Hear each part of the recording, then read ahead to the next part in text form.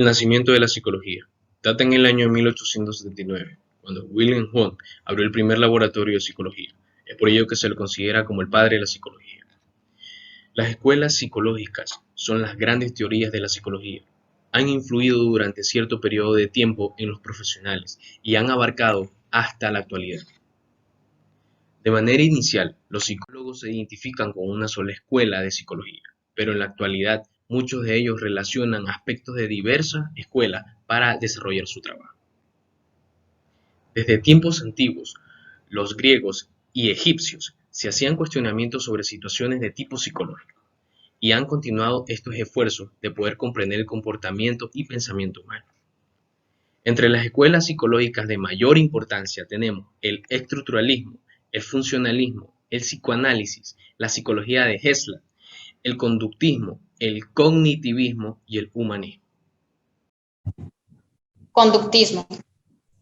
El conductismo es una corriente de la psicología que estudia la conducta o comportamiento observable de personas y animales.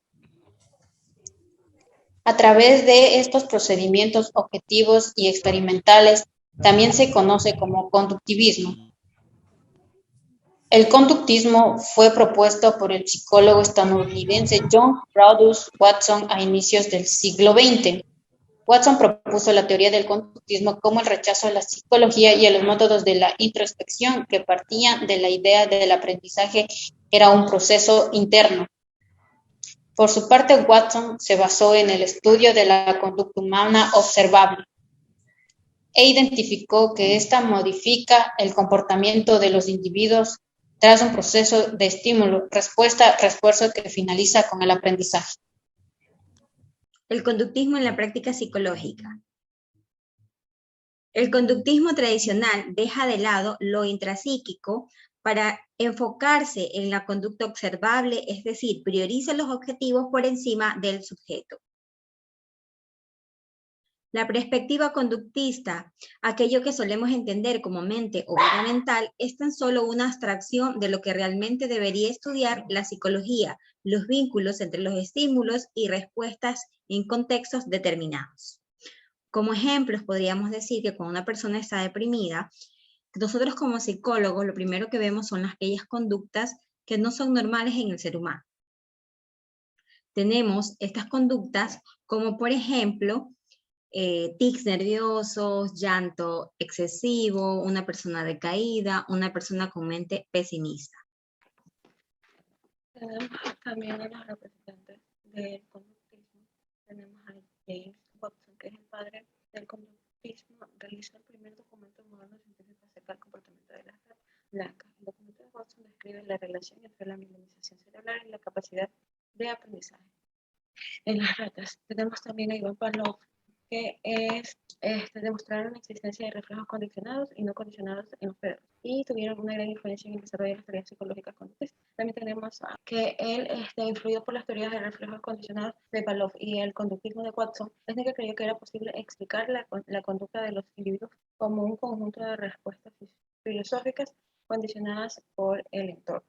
Y por último tenemos a Edward Lee, que es considerado un antecesor de la psicología conductista estadounidense. Sus principales aportaciones fueron aprendizaje en ensayo, error, la ley de efecto y la inteligencia emocional y el conductismo.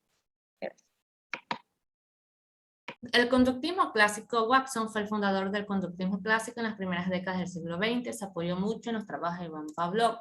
Además, propuso el paradigma de estímulo-respuesta. La metodología con la que se estudia este conductismo es mediante condicionamiento.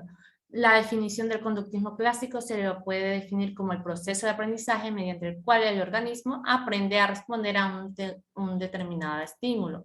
Un ejemplo clave del conductismo clásico es la sensación de libertad que pueden experimentar los estudiantes al escuchar el timbre del receso. El receso es un estímulo incondicionado, mientras que el timbre es un estímulo neutro que por sí solo no va a generar ninguna respuesta, pero sumado esto, el timbre más lo que es el hacer el receso va a generar un aprendizaje condicionado si se lo realiza en varias ocasiones, por lo que cada vez que suene el timbre, el estudiante va a experimentar una sensación de libertad.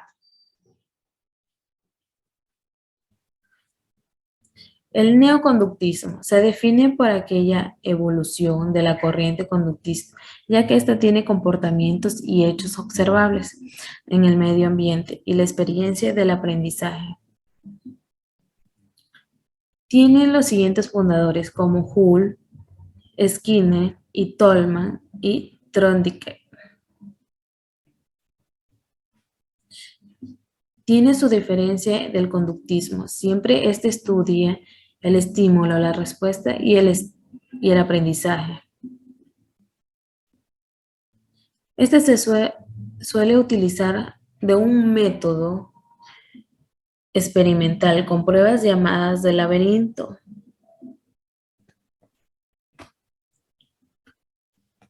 Tenemos un claro ejemplo. Pedro fue a su clase cuando llegó la maestra, vio algo que no le gustó y le bajó puntos y severamente lo castigó. El conductismo metodológico es aquel que estudia los comportamientos del individuo a partir de su entorno, es decir, clima, cultura, personas, incidentes en el que se desenvuelve, evitando los sentimientos y estados de la mente intermedios.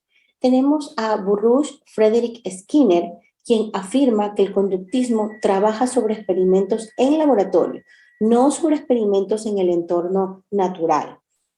Tenemos el ejemplo del conductismo metodológico cuando un joven decide con su grupo de amigos ir al mar, en el que al llegar a la playa, en este caso, entran en la profundidad del mar y uno de ellos lo sumerge, en el cual el chico experimenta que se está ahogando. Eso le va a crear un trauma y obviamente para la siguiente vez que quiera estar en contacto con el mar va a sentir un miedo al acercarse al mar. El análisis funcional de la conducta es una relación de funcionalidad entre estímulos y respuestas, a su vez una herramienta utilizada por los psicólogos de enfoque cognitivo-conductual que les permite formular de modo estructurado y consecutivo todo lo referente a una conducta problemática. Para realizarlo, los pasos a seguir son: recolección de información, delimitación de problemas, respuesta, establecimiento de antecedentes, establecimiento de consecuentes, establecimiento de relaciones. Se considera como un pilar de la intervención un buen análisis funcional que favorece la calidad de vida del paciente y su familia. El conductismo radical de Skinner. Él mismo lo definió como la filosofía de una ciencia de la conducta, tratada como un tema en sí mismo, más allá de las explicaciones internas, mentales o psicológicas. La palabra radical se refiere a un conductismo completo y comprensivo. Por lo general, se comete el error de asociar el término radical con una postura fundamentalista y extrema. Skinner no negaba la existencia de fenómenos como el pensamiento, el lenguaje o los sentimientos. Sin embargo, consideraba que estos no constituían una dimensión diferente a la conducta, sino que eran otras formas de actuar.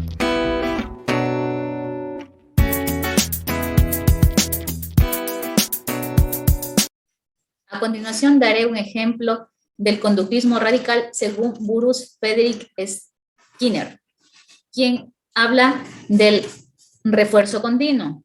El refuerzo continuo se refiere, un breve ejemplo, al trabajo. El trabajo es un estímulo. La respuesta es el trabajar y tiene como consecuencia un salario. La consecuencia puede variar, ya que si no trabajas, no cumples tus obligaciones, llegas tarde, te pueden despedir y la consecuencia es que quedarías sin trabajo. Entonces, Burroughs lo que quiere decir que para el aprendizaje, refuerzo continuo, tiene que haber un estímulo, una respuesta y una consecuencia. En este ejemplo tenemos un estímulo, el trabajo, una respuesta a trabajar, cumplir con las obligaciones y una consecuencia, un salario mínimo. Gracias. Condicionamiento operante. El condicionamiento operante es una conducta, la misma, que se diferencia de todas las otras conductas, ya que ella lleva en sí el refuerzo positivo, refuerzo negativo, lo que es castigo, etc. En este caso nos vamos a enfocar en un ejemplo solo poniendo el refuerzo positivo. Si yo le digo a un niño de 5 años que él me busque un lápiz o ya sea un borrador, pero a cambio yo le doy un dulce, el niño estará haciendo lo que yo le digo. Al terminar el favor que yo le estoy pidiendo, él me pedirá lo que yo le prometí. Yo al cumplirle, él va a querer que yo vuelva a pedirle otro favor para que yo a él le dé otro dulce. Entonces, este es el refuerzo positivo en el condicionamiento operante.